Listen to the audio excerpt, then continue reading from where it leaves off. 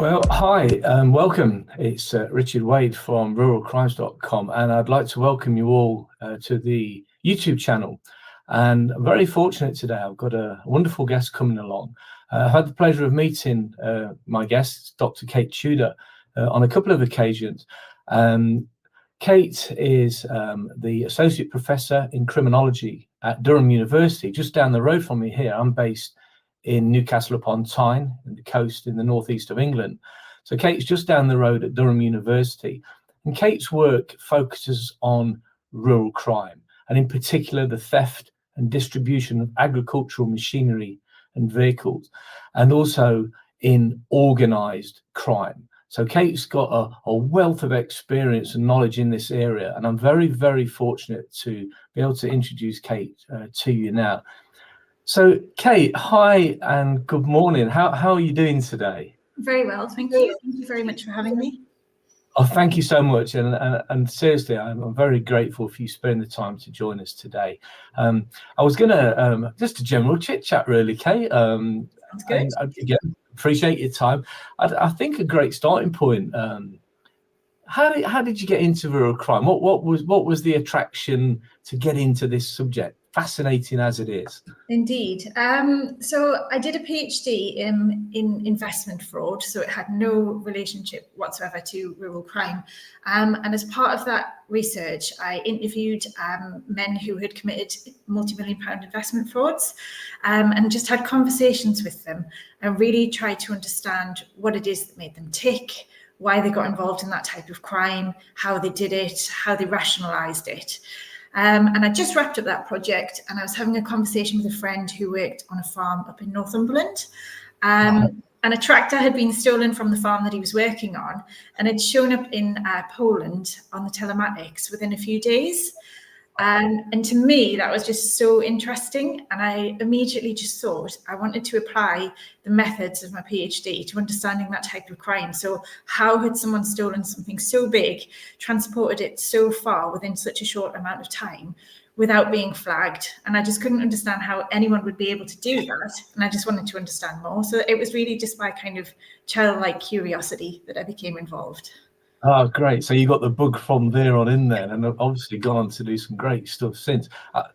You know, when I first started getting involved in this subject myself, I came across it was a thing that you did on YouTube with Carl Mulrooney from Australia, and that really piqued my interest, and it kind of changed my view, the direction that I went in, and I didn't get the scale of it. And you've just mentioned the size of the things that they're nicking and moving across the world with relative ease in some cases. So it's quite an issue, and we'll come to that, the scale of the problem a little bit later on. So when we talk about rural crime, then what are we talking about? What is the subject area that is rural crime? Well, it's up for debate, I guess, is the answer. So definitions around rural crime have been hugely problematic, both within academia and within practice. So it's been like a really woolly concept. Nobody's really known what anyone's talking about. Some try to place emphasis on sort of geography. So any kind of crime or victimization that takes place within an area that might be classed as rural, but then you get tied up in knots on how you're actually going to define rural. Is it according to population, according to distance from a particular conurbation or whatever it might be? And other definitions have sought to try and kind of cherry pick types of offences that might be considered rural. So, you know, things like poaching and hare coursing, plant and machinery theft, all of that kind of stuff. So this has rumbled on for years and years, but I'm really pleased to say we do actually have a definition now. So we spent ages going back and forth between the National Rural Crime Network, the police, academics, etc. And the National Rural Crime Network now have a working definition of rural crime that's since been adopted by the National Rural Crime Unit. So it just gives us something to kind of work with. So their definition, and I'll read it for you. Please do. It has 2 points. The first is a criminal activity that predominantly impacts rural communities and businesses. And then a second point for consideration, a criminal activity that can take place anywhere, but requires a unique approach to prevention, detection, or victim support due to specific issues associated with rural communities, such as isolation and a lack of access to victim support services. So you have those two elements that kind of acknowledges who's being affected, but also acknowledges the specific characteristics of rural areas, inhabitants, and life within that. Yeah, so I'm pleased to see a definition now. It's nice that there's a definition there. It's interesting, isn't it? So when we're talking about rural areas, then why are they so susceptible? Why? Because it's on a scale, isn't it? You know, I did a little bit of work myself looking at 10 years of data, predominantly based around the NFU mutual reports that come out on an annual basis. And although it fluctuates, we're talking big millions, aren't we? 50+ million pounds a year in the latest report. Why is that? What makes the rural environments attractive to these criminals? Well, there's a number of things really. So there is a huge concentration of very valuable commodities present within rural areas. So things like plant and machinery, fuel, batteries, tools, livestock, all of that kind of stuff. So there are commodities there to be exploited, but we would probably suggest that the security associated with the protection of those commodities isn't quite as rigorous as we might find elsewhere. So there are huge problems in culture around security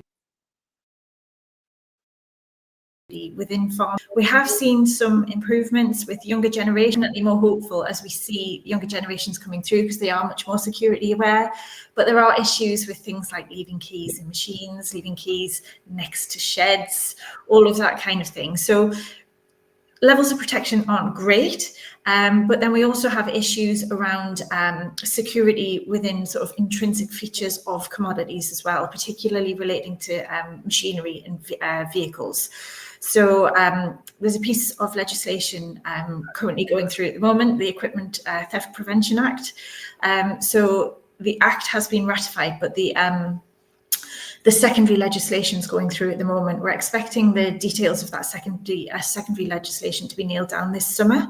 The idea is that it's going to improve security on machinery, particularly in relation to quad bikes and larger pieces of machinery. And we're also hopeful that it's going to cover GPS systems as well.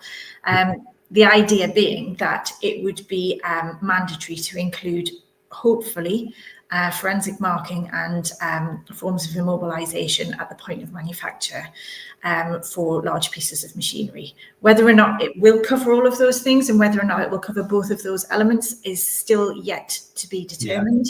But it's really important because a lot of the pieces of machinery that we see present on farms are woefully secured. So there are things such as universal keys. I still have conversations with people and they're absolutely astounded. It's ridiculous. It's absolutely ridiculous. So if I have a telehandler, a particular make of telehandler, and you have a particular make of telehandler, we can just swap between each other because our keys fit every single type of machine of that nature. So when you think about what you just said, it's like, sorry, what? It's insane. Kate, your key. I've lost my key to me JCB or my tractor, but that's the reality. Yeah, thankfully not JCBs. JCBs are quite good in terms of security, but yeah, absolutely. So the universal key thing is mind-bogglingly ridiculous. I can't believe that exists, and that has to go.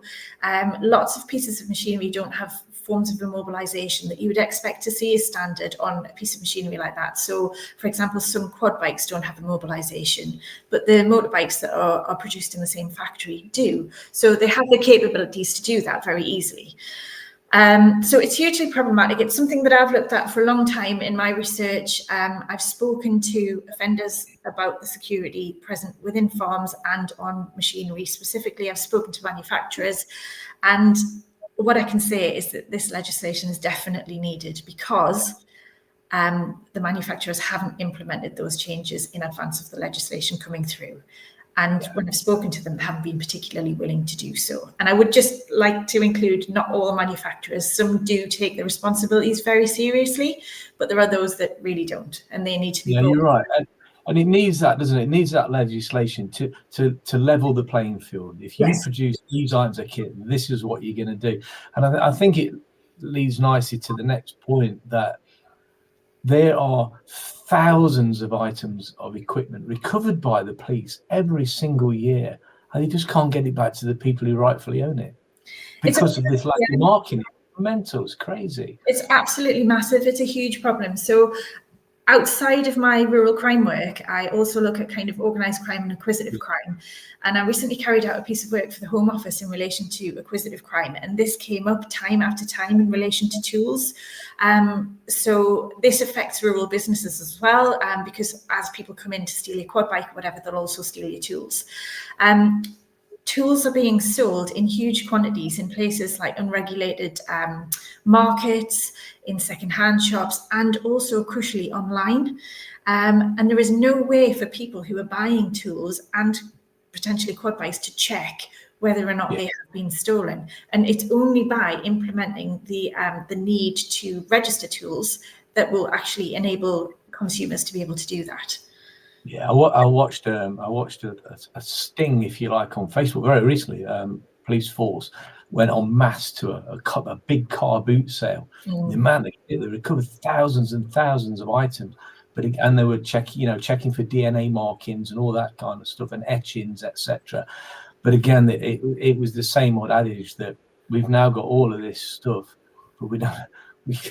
The vendor can't prove where it's come from, so there's a high probability it is stolen. In fact, it is. But the police have now got it in a warehouse. Can't get it. But I think, if I may make a point here, Kate, that the markings and that I think that's a brilliant step forward on the recovery side. Yeah. It's worth mentioning, I think, here that it's that the prevention is so important as well, though, isn't it? That security measures to prevent them being stolen in the first place. Yes, you may get them back. However, it's those preventative measures that require a little bit of change in the farmer, the rural business, or the landowner. Yeah. I think that's right. What needs to be done there, Kate? What can we do about that? Well, actually, we were both at the National Rural Crime Network event a month ago or so, or maybe a couple of weeks. Yeah. And what really struck me was there was a talk there by a lady who was talking about domestic violence, sexual abuse, all of that kind of thing. And her message was really powerful because she was calling for a level of sort of introspection and self-reflection within rural communities around what do we do? What do our children do? How do we act? And I think really we need to have those same conversations around security as well. So where could we be better? What could we do in terms of protecting our own property, etc.? And I think sometimes they are quite uncomfortable conversations because they conflict with other narratives that shape people's behaviour within agriculture in terms of money, time saving, all of that kind of stuff, expedience. And it needs to take place. And as I say, when we talk to young farmers, we do see those cultural changes coming through, but we also need more established members of the kind of farming, agricultural, rural community to also have those conversations.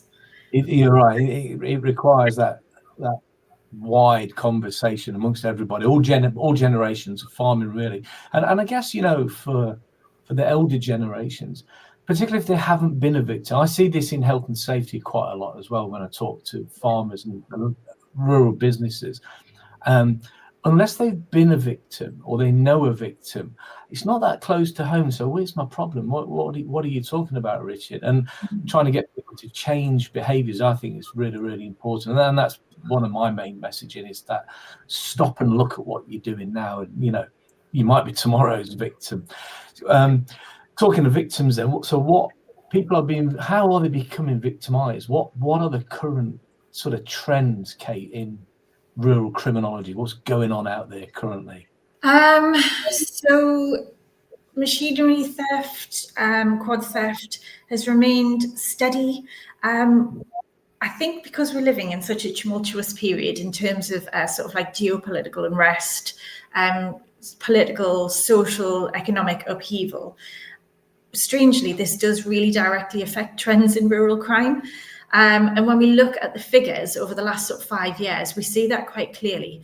So it's not just a direct relationship between victim behaviours or offender motivations or whatever it might be. What we see is offenders identifying fluctuations in sort of market demand, in opportunities to get things out of the country or not, and actually changing their criminal practice in line with that. So some examples that we've seen in relation to that would be during COVID, manufacturing processes associated with making quads and things really slowed down, and so people couldn't actually access those legitimately. And so what happened was the theft of quads went through the roof in order to service that demand, predominantly domestic demand at that point.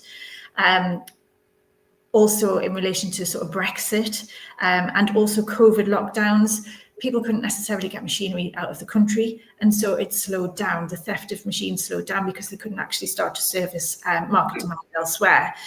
We see a rise in demand in relation to GPS systems following the sort of invasion of Ukraine. And so all of these kind of really broad, ostensibly unrelated events actually strangely impact on what's actually happening in our rural communities. But the thing that kind of draws that together is the kind of really strong entrepreneurialism that's present within rural criminality, because they identify all of these things and they change the behaviour in accordance with that. So I just mentioned GPS systems there. The latest figures released by the NFU Mutual actually saw 137% rise in the theft of GPS systems in the year to 2024. So that's a real big change that we've seen. Yeah. So that's something definitely that relates to the things that we've just been talking about in terms of introspection and reflection about how things can be done differently, and how can farmers who are using GPS systems start to safeguard those. Yeah. Is you mentioned before that a lot of your work is also in organised crime activity. Is this linked? Are we talking highly organised criminal gangs here? Yeah, definitely. So I was commissioned by the National Rural Crime Network a few years ago to look at this. It was really difficult to look at, to be honest. The initial brief for the research was nothing at all related to how it actually turned out. So initially I was supposed to just write to ROCUs, which are regional organised crime units, and ask them, which OCGs do you have mapped for rural crime? I'd calculate them, I'd write a little bit about them and submit the work. But that didn't happen at all. It didn't happen because I've spoken about this quite a bit. A lot of rural crime is organised, but it doesn't meet the threshold to be mapped as organised criminality, quite simply because the police have to direct resources elsewhere to things like child sexual exploitation, terrorism, all of that kind of stuff, firearms, drugs. So the kind of criminality that's taking place and the kind of offenders that are perpetrating this crime aren't any different to other organised criminals. It's just they haven't been given the label by the police. Yeah. So it's still the same thing. It's just not officially labelled that by the police. But so when I started to look at this, I had to think about it a little bit differently and look at the characteristics of organised crime. So things like mobility, networks, profit-driven enterprise, the fact that it takes place within a kind of broader portfolio of criminality and all of this kind of thing. Because when we look at rural crime in policing, it does sit under the SOAC portfolio, so the Serious Organised Acquisitive Crime portfolio. So it's recognised as organised crime, but it's not necessarily always dealt with as organised crime. Yeah. So it has all the characteristics. So I had to start to look at the kind of offenders that are involved in this and start to map their criminality. And what I found was, yes, it is definitely organised crime of varying types. So we have domestic organised criminals involved in this. We have domestic organised criminals who liaise with foreign national offenders, FNOs. And then we also have foreign national offenders who dip in and out of the country to commit organised crime, sometimes related to networks here, sometimes just acting in isolation. So it's a huge problem, and it's definitely a massive component of rural crime, but not just acquisitive rural crime as well. So things like poaching and hair coursing also have really strong links. Yeah, I think what you've just said leads nicely in. Because of the scale of it, I know in various research, probably some of your own, an underreporting of those victims feeling that what's the point of reporting this? It's not going to get the attention.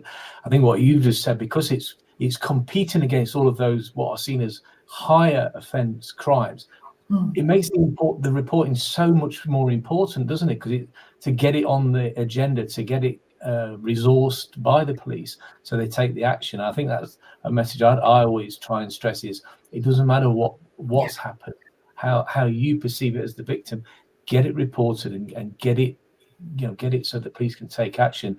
Would you be willing, Kate, just for a moment to talk about the structure of policing of rural crime in the UK, just so everyone's aware of how it all fits together, please? Definitely. So rural crime, as I said just before, sits under the SOAC portfolio, so serious organised acquisitive crime. So we have a chief constable and a deputy chief constable from North Wales Police who hold that portfolio.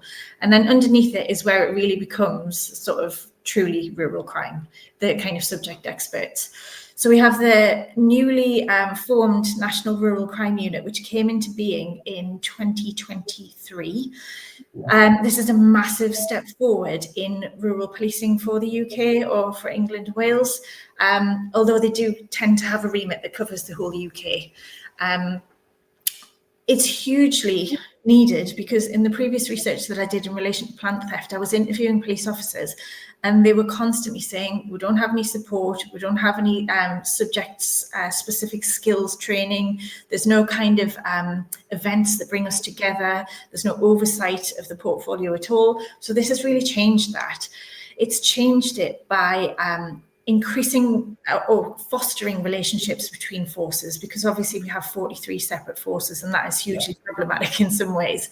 So they're bringing everyone together at least on an annual basis, but bringing people together on a daily basis through things like the development of the Teams channel, which is brilliant. It's improving information and intelligence sharing between forces, because again, that was a huge problem. Because when we're talking about organised crime being highly mobile, what we mean is they're moving routinely between different police force areas. And the problem with that is that the entirety of the criminal enterprise isn't picked up as a series, so nobody is kind of aware of how serious things are. A really good example of that would be a recent Op Walrus in relation to GPS theft. So a number of forces were picking up a GPS theft and closing it, just giving it a crime number and saying, oh, someone's had a GPS system nicked, what we're going to do about it. But under the National Rural Crime Unit, they started to put jobs together across numerous forces and started to pick that up as a crime series. And what transpired was that it was a Lithuanian crime gang that had come in and were hitting farms across the whole of the UK. And they were able to put that together and bring them to justice, and they have actually been imprisoned. So it's much better levels of coordination that we see under this National Rural Crime Unit. So in that unit, we have the head of the National Rural Crime Unit, who is Superintendent Andy Huddleston. And then underneath him, we have the NCAT team, which is the National Construction Agricultural Theft Team, which basically looks at plant and ag thefts. And they are hugely successful. They've sort of increased recoveries exponentially.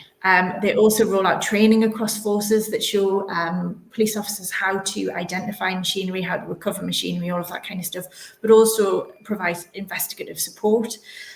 We've seen the appointment of a national livestock theft coordinator as well. The work he has done since his appointment has been amazing, because we didn't know how much was happening. We didn't know how people were doing it. And he's done a huge piece of work, Martin Beck, around understanding the MOs of offenders, the scale of the problem, and it's much bigger than we thought. We also have the National Rural Crime Coordinator, Judith Skilbeck, who's doing a brilliant piece of work around intelligence sharing, the creation of Teams channels, and also Judith and I are starting a really exciting project around data collection.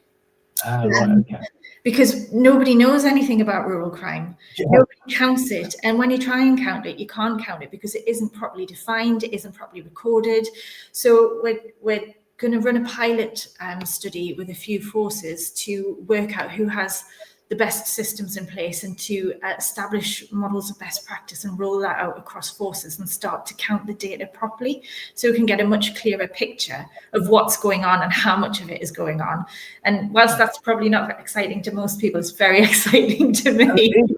It really is, because it's sending a very clear message of sharing of information and coordination and working together, that cohesive unit coming together, and getting because what you're saying is you're going to get the real picture of what's going on across all of those 43 forces in the Teams channels and all the rest of it. It was great to see all of those people, all those names that you mentioned, the vast majority, at the National Rural Crime Network conference recently in London. That was wonderful to see that. And wasn't there an announcement of a lot of funding from the minister as well? It was about nearly £1 million, 850,000 pounds allocated as well, or something. Well, that was about £800,000, but 500,000 pounds is going to the wildlife crime unit, and about 300 to the rural crime unit. Now that £300,000 funds Judith for 3 years, and a couple of vehicles. Now, apart from that funding for Judith, the whole of the unit is funded privately through bodies like the Construction Equipment Association, the Plant Hire Association, all of those kind of, and NFU Mutual is a really important funder. So whilst it's great that these bodies are funding the National Rural Crime Unit and they are getting really positive outcomes from their investment, I do find it, as an academic, slightly questionable that there isn't more reliable funding sources from both the NPCC and the Home Office. I think that is a massive problem, and something that really needs to be looked at, especially when we see the huge changes that have been implemented since the inception of the unit. Yeah, and real advancements as well, from the sound of it. I was fascinated to listen to Andy. You mentioned Andy Huddleston a minute ago when he did his presentation that we listened to. And they've had some real big results, haven't they? Including winning the cup, the hair coursing cup. That was quite fascinating. So there's some great advancements, but if I'm listening correctly, there's more to be done, and there's more funding and better funding model required there. There definitely is, and that team are looking at things at a national level, but sort of within force level, it's really patchy how rural policing actually takes place. So not all forces have rural crime teams, some do. Some might have one member of staff, and then you have like TVP that has huge numbers of staff and are hugely successful in sort of policing organised elements of rural crime. So it's really varied, and it's not necessarily a direct relationship between the size of a rural area and or the scope of rural crime within a force area and the resources that are allocated to it. So I think there's a really big piece of work that needs to look at that to kind of push for better resource allocation within forces as well. I think you're right. So you've talked predominantly, Kate, about we mentioned GPS and ATV, quad theft, that kind of stuff. Let's look at some of the other stuff going on, because one that's very emotive and causes immense stress and distress is hair coursing on land. Give us a quick insight as to what's going on regarding hair coursing. Yeah, I don't think people understand the seriousness of this. When it's mentioned, it doesn't seem like a hugely problematic behaviour, but actually it's all the stuff that goes alongside that. So quite often the people involved in hair coursing tend to be quite destructive to human relationships and to physical environments. So they're coming onto land and they're destroying crops and they're damaging property, but they're also becoming embroiled in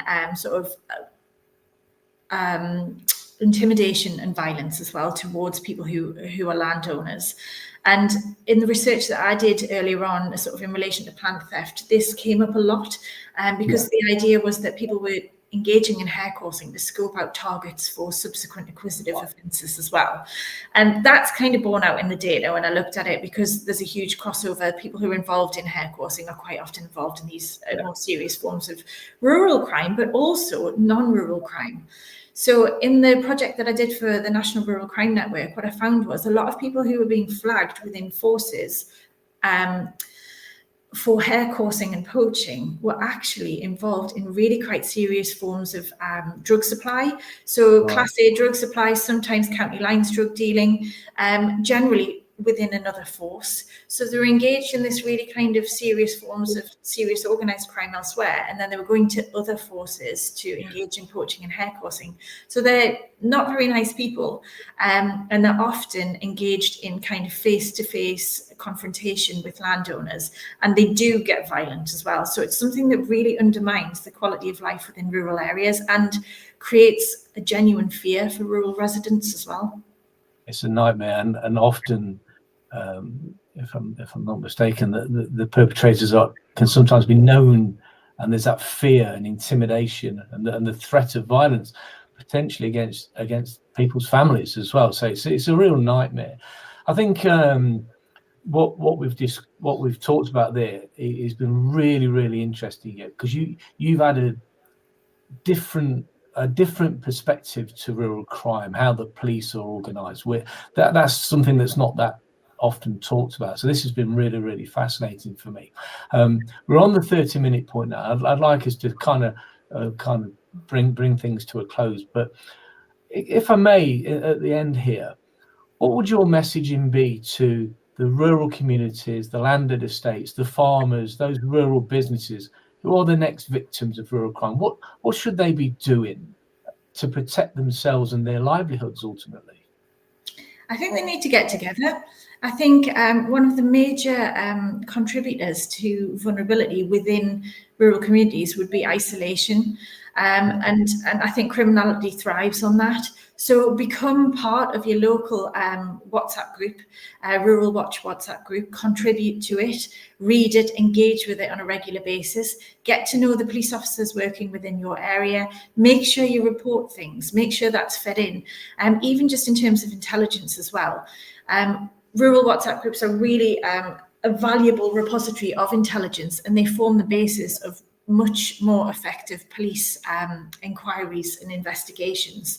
So make sure you talk to your neighbours, make sure you join groups, make sure you engage with the police, and also take steps towards protecting your own property. Engage in those processes of introspection and reflection that we talked about earlier on, and do what you can to protect yourself. It's so important, because that's where it starts, isn't it? So everything you've spoken about is really good. That's on a national level, and policy and government and police forces. That's great. That's so needed, and there's been, as you said, there's been some wonderful advancements fairly recently in that regard. But it boils down to the guy and the girl on their farm, in their business, going, right, let me have a look around. Am I locking my doors? Am I closing my gates? Am I taking... You mentioned keys in vehicles. It's those simple little things of locking the fuel supply, locking away vehicles, that can be the difference between becoming the victim or not. And yeah. I think you made a brilliant point there about this community approach and groups and communications, because they're isolated and alone a lot of the time anyway. So yeah, people need to work together, because these gangs, they go across counties, don't they? They go across areas, and they commit crime on a scale geographically. So talking and sharing information and getting the police involved early can probably be great from a preventative perspective.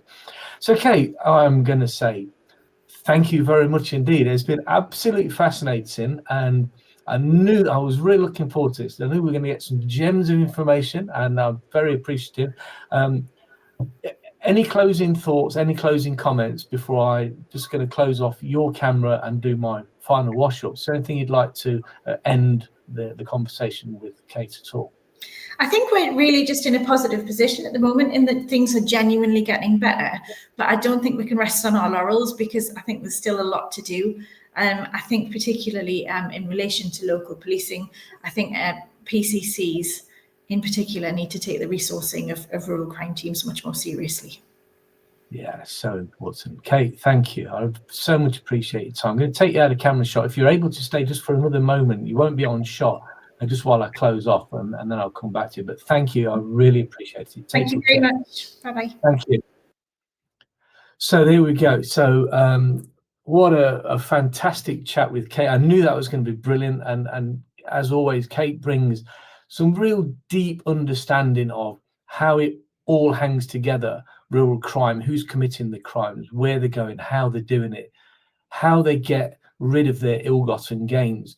But then the important perspective of how it all links together with the police forces and the government funding and the other funding from private organisations. That's really a really interesting perspective. It would be a remiss of me not to mention two things before we close here. Ruralcrimes.com, very simple, straightforward website, and I would urge you to go and have a look at ruralcrimes.com. It's a little place where I put together information relating to rural crime. There's links there to many of Kate's publications. I'm also going to put links in the show notes to three or four of Kate's publications, which I know you'll find to be a fascinating read, because obviously Kate's research gets right into the hub of the matter, right deep down research, and she's interviewed the criminals and the victims and the police, so it gives you a very, very full picture of what's going on out there. Ruralcrimes.com is very important. Also, finally, to mention from me, two other websites: ruralcrimetraining.co.uk and farmsafetytraining.co.uk.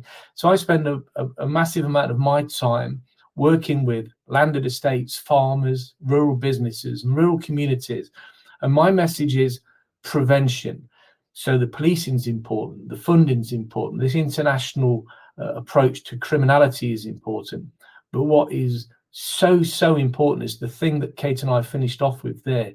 You and I have a role to play. In fact, we have the most important role to play, and our role is very, very straightforward, and that's to stop and look at what we're doing. What are our behaviors? Are we locking up our vehicles? Do we leave our fuel supplies unsecured at night? Do we have broken lighting in the yard areas?